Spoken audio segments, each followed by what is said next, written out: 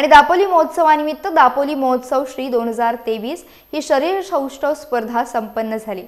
यामध्ये RK fitness and health club खेडचा निखिल नलावडे हा या दापोली महोत्सव श्री किताबाचा मानकरी ठरलाय। ही स्पर्धा खेड, दापोली, मंडणगड या 3 तालुक्यांपुरती मर्यादित होती।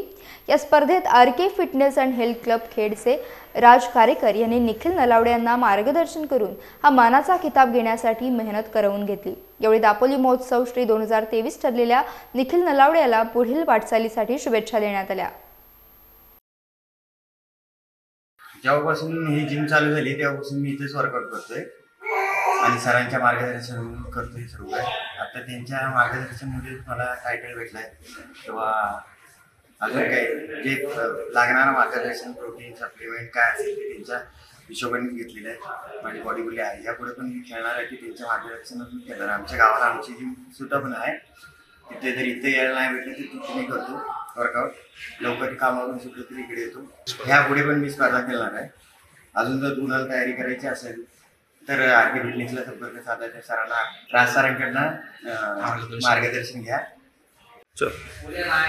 दापोली महोत्सव 2023 काल झालेला दापोली येथे बॉडी बिल्डिंग स्पर्धेमध्ये body building physics and sports association यांच्या वेटच्या माध्यमातून झालेल्या स्पर्धेमध्ये आपल्या जिमचा निखिल नलावडे यांनी खेड, मंडणगड आणि दापोली तिन्ही तालुक्याचं जे अजिंक्यपद आहे ते निखिल नलावडे यांनी पटकावलेलं आहे।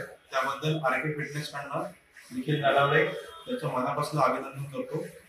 आणि गेल्या वर्षी एप्रिलमध्ये आपली ही जिम चालू झाली। ती जिम चालू झाल्यानंतर हे आपलं दुसरं अजिंक्यपदाचं जे आहे ते टायटल आपल्याला मिळालं आहे।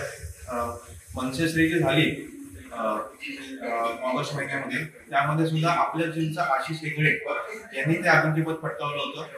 आणि आता हे दुसरं जे अजिंक्यपद आहे ते आपल्या जिमचा निखिल नलावडे यांनी हे पटकावलंय। त्याला आरके फिटनेस कडनं मनापासून शुभेच्छा आणि पुढील वाटचालीसाठी सुद्धा मनापासून शुभेच्छा। आणि आता पुढे होणाऱ्या रत्नागिरी श्रीचं जे सिलेक्शन आहे महाराष्ट्राचं वेट असोसिएशनचं, त्यासाठी पण निखिल नलावडे तयारी करतोय आणि असंच पुढे त्याची प्रगती हो हे आरके फिटनेस कडनं त्याला पुढे शुभेच्छा।